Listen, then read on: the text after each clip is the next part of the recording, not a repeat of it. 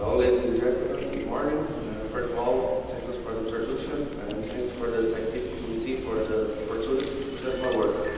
And the results showed here part of my PhD thesis supported by the University of Campinas, and I'm going to show you something of my findings.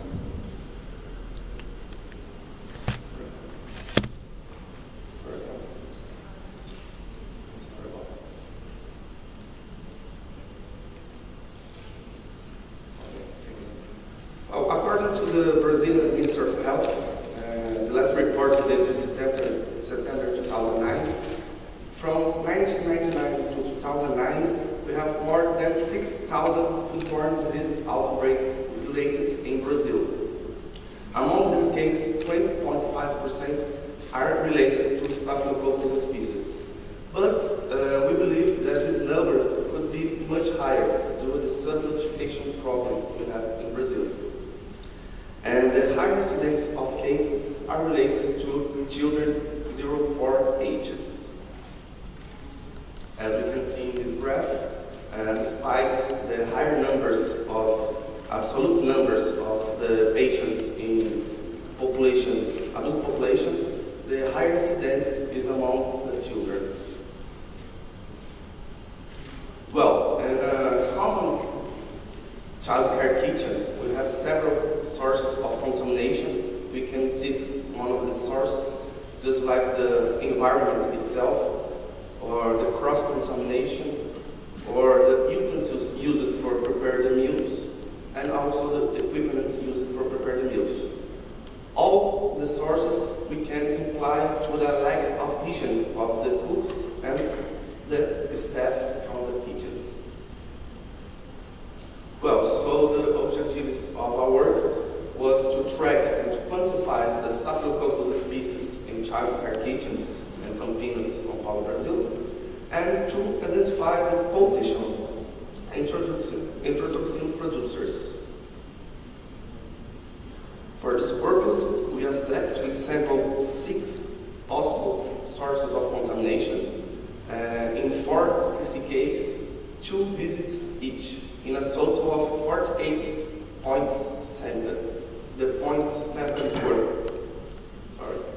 the sink, the cutting knives, the cutting board, the refrigerator handle, the stove handle, and the dishcloth. For this purpose, we used moistened swabs to cover 50 square centimeters for each surface, and picked 4 utensils handling from the shelves. And the research ethics committee of the Faculty of Medical Science from Unicamp previously accepted the study involving enumeration of the cook's hands and nostrils.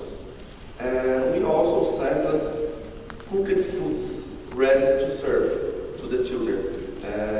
We sampled foods such as chicken meat and chayota, and to verify the presence or absence of the microorganism.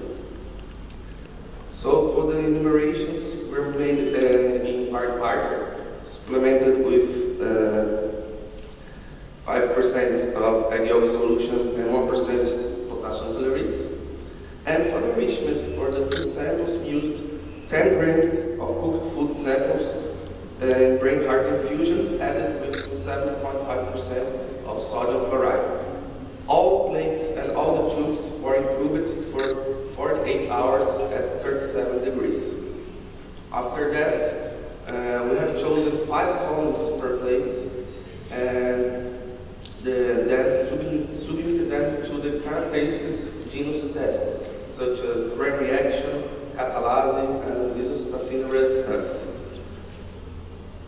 So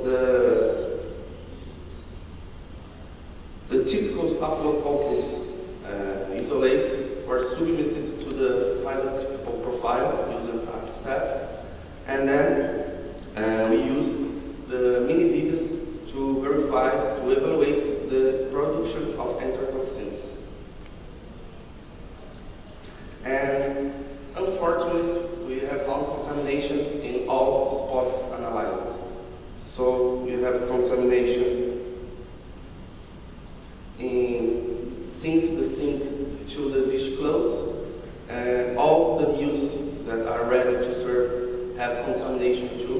presence of the microorganism, and also the hands and nostrils of the cooks. So this graph shows us the mean counts for each analyzed points. So as you can see here, 3 points are over 10 to 2nd CFU. So the utensil used was the cutting knife, the cutting board, and the refrigerator handle. And the cutting board, the mean count was reached 10 to 30 CFU per 50 square centimeters. So we can say that these 3 points can be considered as critical points of contamination. Here I show you the incidence profile according to the Staphylococcal species.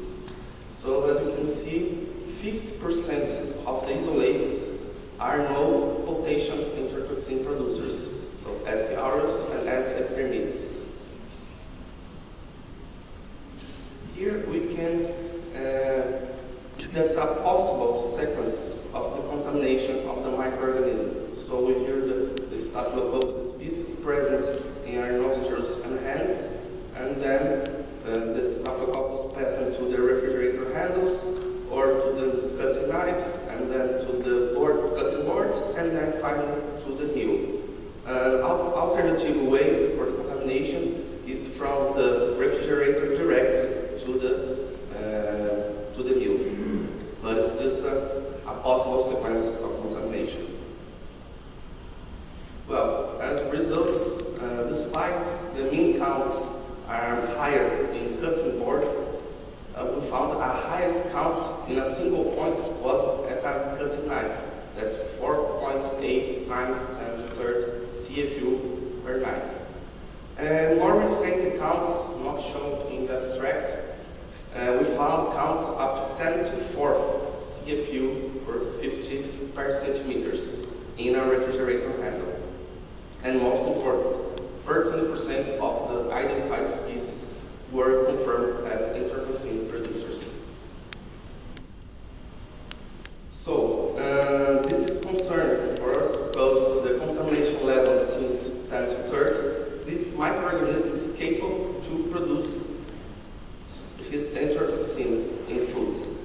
So we've had counts up to 10 to 4, so it's very concerning. And the knife contamination is the most contaminated spot, and the cutting board is the highest mean counts associated with incorrect wrangling or poor aseptic hygiene conditions could promote a food contamination. And S. aureus found in cooked sample is a clear case of cross-contamination, since this microorganism is heat sensitive.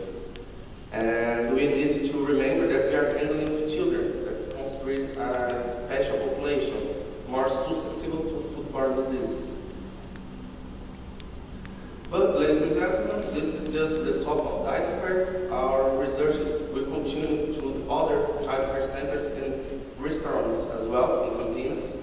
And you're going to use the toxigenic strains to make the predictive modeling of the production of staphylococcal enterotoxins in BHI broth and confectionery cream, and also in chicken meat.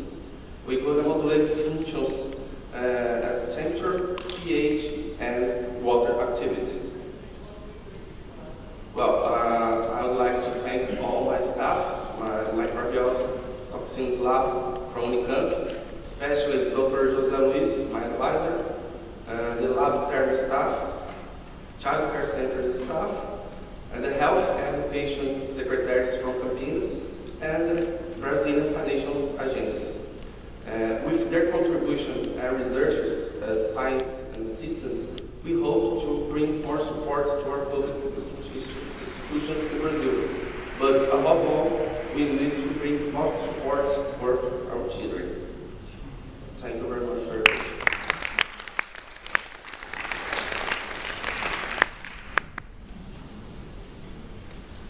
Thank you very much, Mr. Chavez.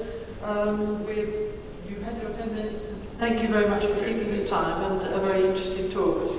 There will be a little bit of time for questions at the end of this session. Thank you. We now move on to the last presentation.